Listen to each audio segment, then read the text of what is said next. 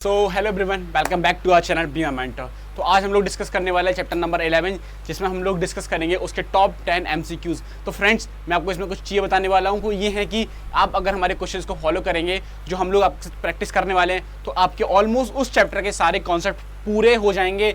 और I can bat, अगर आप हमारे क्वेश्चंस को करके चले गए, सिर्फ उसे हमारे साथ बन के चले गए, तो आपके एक बहुत अच्छे मार्क्स आने वाले हैं। तो और आप जिस मन चाहे कॉलेज में जा सकते हो। ठीक है ना फ्रेंड्स? तो आपको क्या करना है, वीडियो को लाइक करना है, चैनल को सब्सक्राइब करना है, बाकी ठीक है। तो और इसके रिगार्डिंग अगर आपके आने वाले टाइम में जो क्वेश्चन हम करने वाले हैं, उनमें रिगार्डिंग कोई भी डाउट हो तो, और जो हमने कर चुके उनमें, तब वो भी आप हमसे डायरेक्ट व्हाट्सएप के थ्रू पूछ सकते हो, टेलीग्राम पर ही पूछ सकते हो। हमारे टेलीग्राम को ज्वाइन कीजिए, लिंक्स डिस्क्रिप्शन में। वहाँ पे हम लोग ये सारे पीपीटी जो भी मैं यूज़ करने वाला हूँ, और भी सारे क्वेश्चंस वो भी हम वहाँ डालने वाले हैं। ठीक है, तो फ्रेंड्स चलिए स्टार्ट करते हैं। तो पहला क्वेश्चन देखते हैं। तो चीज़ों को एंजॉय करके पढ़ना है, मज़े से एकदम। ठीक है, तो चीज़ों को एंजॉय करके पढ़ना है एकदम मज़े से, ताकि मज़ा एकदम, है ना। पढ़ाई को मज़े से करोगे तो भाई बहुत मज़ा आने वाला है। आप उसको एकदम बोझ नहीं लगेगी, ऐसा लगेगा भाई अपना फेवरेट काम कर रहे हैं। जैसे आपको क्रिकेट खेलना पसंद है ना, मुझे क्रिकेट खेलना पसंद है, मैं किसी भी टाइम खेल सकता हूँ। अभी कल की बात है, मैं धूप में क्रिकेट खेल रहा था, एकदम कड़कती धूप में। तो भाई जो फेवरेट काम होता है ना, वो इंसान कैसे भी कर लेता है। ठीक है, चलो बढ़ते हैं पहले क्वेश्चन की तरफ। क्वेश्चन नंबर 1 बोल रहे थे, emission of the electrons does not occur in which of the following. Photo electric emission में होता है। फोटो इलेक्ट्रिक इमिशन, देखो भैया वो तो पहले ही बोला, फोटो इलेक्ट्रिक इमिशन। ओहो, दीज थिंग्स यार। चलो इसको नीचे कर देते हैं, ये वाला पेन यूज कर लेते हैं। तो photo electric emission does not occur in which of the following, इनमें से किसमें फोटो इलेक्ट्रिक इमिशन नहीं होगा? तो नहीं होगा, ये तो फोटो इलेक्ट्रिक इमिशन, ये तो पहले ही बोल रहा है अपने आप में कि इसमें तो होगा। तो ये ऑप्शन नहीं है। ये ऑप्शन कट वाला मतलब ये नहीं, इलेक्ट्रॉन नहीं करेगा, ये करेगा।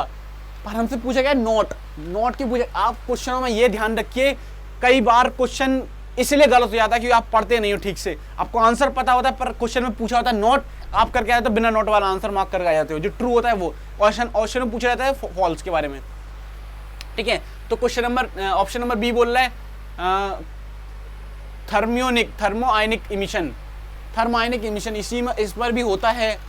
सेकेंडरी इमिशन इसमें भी होता है, एक्सरेजमर नहीं होता है।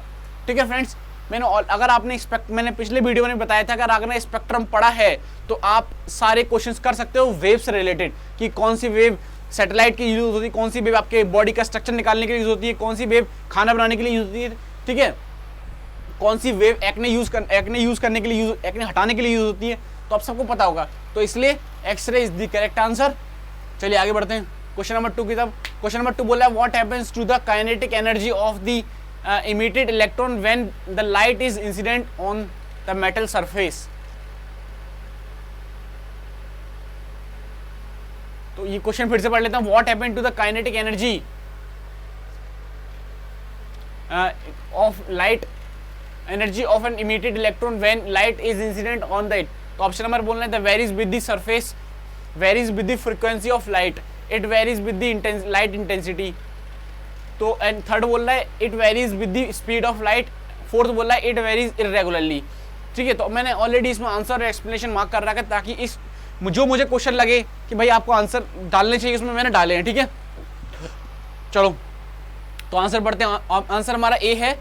ए क्यों है उसका एक्सप्लेनेशन मैंने ऑलरेडी मेंशन कर रखा है। ए इसलिए, it varies with the frequency of light. Explanation क्या है, the kinetic energy of a emitted electron varies with frequency of light. ठीक है, तो इसका एक्सप्लेनेशन इसलिए कि kinetic energy of a electron varies with frequency of light.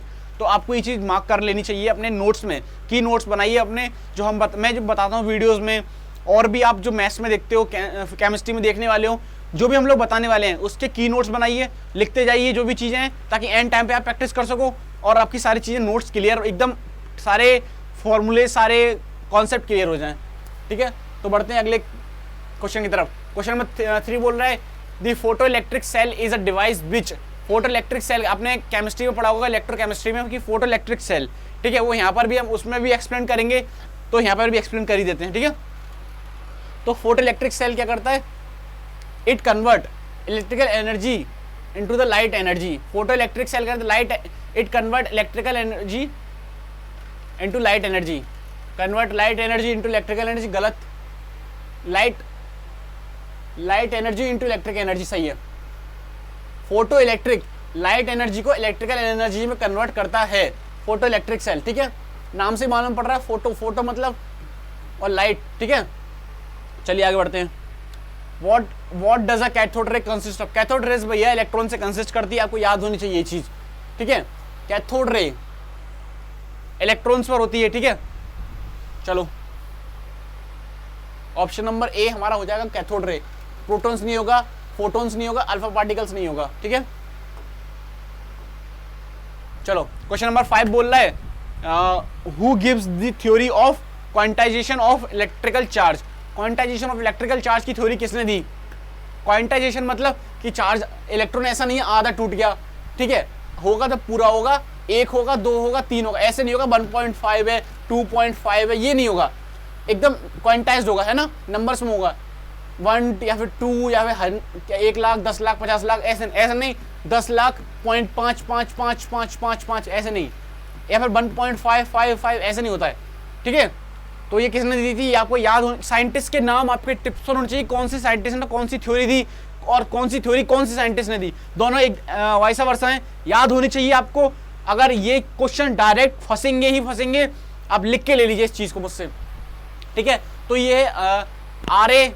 Millikan ने दी थी, आर.ए. मिलिकन ने दी थी ये theory, theory of quantization of electrical charge,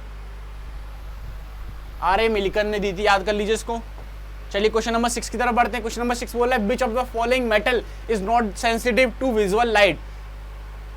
visual light से सेंसिटिव कौन से? देखो सोडियम, सोडियम की बात करते हैं। सोडियम अगर आप इसे नॉर्मली छोड़ दोगे, वैसे ये केरोसिन में रखा जाता है डब्बे में, अगर इसे नॉर्मल छोड़ दोगे तो ये आग लग जाएगा, इसमें आग लग जाएगी, आग, ठीक है, इसमें फायर आ जाएगा, फायर कैच कर लेगा ये, ठीक है। सेम ये भी, तो जो नहीं करेगा वो आंसर उसका जो सेंसिटिव नहीं है लाइट के, वो क्या, कैडमियम, ठीक है। Cadmium is not sensitive to the visual light, ठीक है। तो आप इस चीज को भी प्रैक्टिस करिए, याद करिए। केमिस्ट्री में भी आप इन सब चीजों को सीखे होंगे, यहाँ पर भी एक बार प्रैक्टिस कर लेते हैं, ठीक है। Which of the following does the wave theory of light not explain? इनमें से कौन लाइट थ्योरी को एक्सप्लेन नहीं करता है? देखो डिफ्रैक्शन करता है, डिफ्रैक्शन मतलब कि ऐसे ऐसे हो गया फैल गई, ठीक है। पोलराइजेशन, लाइट को पोलराइज कर दिया। इंटरफेरेंस भी आपने पढ़ा होगा, वेव ऑप्टिक्स में पढ़ा है आपने, ठीक है। तो फोटो करंट से कोई सेंस नहीं बनता। देखो आप ऑप्शन से भी करेक्ट, कई बार आप आंसर दे पाते हो चीज़ों के, क्वेश्चंस के कई बार ऑप्शन से भी आंसर दे पाते हो, याद रखना ऑप्शन पढ़ने भी बहुत जरूरी है। तो photo current is the correct answer, ठीक। क्वेश्चन नंबर 8 बोला है photons are deflected by, photons किससे डिफ्लेक्टेड होते हैं, ठीक है। फोटोन्स का मतलब हो गया पॉजिटिव चार्ज, मैग्नेटिक, तो मैग्नेटिक फील्ड ओनली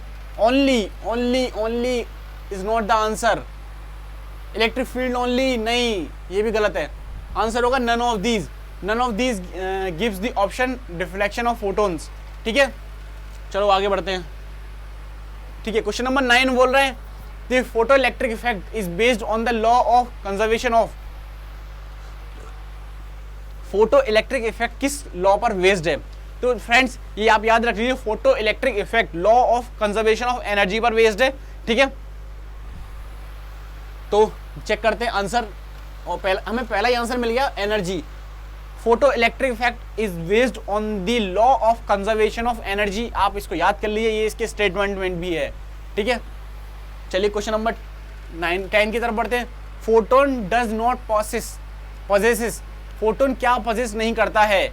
देखिए फोटोन का रेस्ट मास नहीं होता है, ये आप याद कर लीजिए, ठीक है। आपको ये चीज आपने सीखी भी होगी कि photon does not have rest mass, तो ये तो नहीं भाई, एनर्जी भी करता है, चलेगा तो मोमेंटम भी करेगा, फ्रीक्वेंसी भी है उसमें, पर क्या रेस्ट मास नहीं है।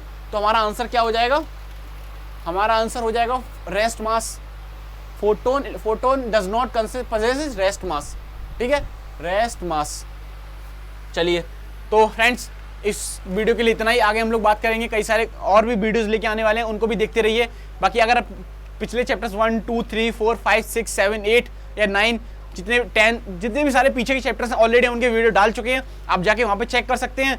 और फिर भी आपके मन में कोई डाउट है तो आप हमें कमेंट बॉक्स में पूछ सकते हैं। बाकी हमने एक ऑलरेडी एक अग्निपथ के रिगार्डिंग जो स्कीम आई है उसके रिगार्डिंग हमने वीडियो बना रखी है, फुल इन्फॉर्मेटिव वीडियो, आप जाकर इसको चेक कर सकते हैं। ठीक है, तो चलिए फ्रेंड्स, वीडियो को लाइक कीजिए, चैनल को सब्सक्राइब कीजिए। Thank you so much for watching. Okay bye.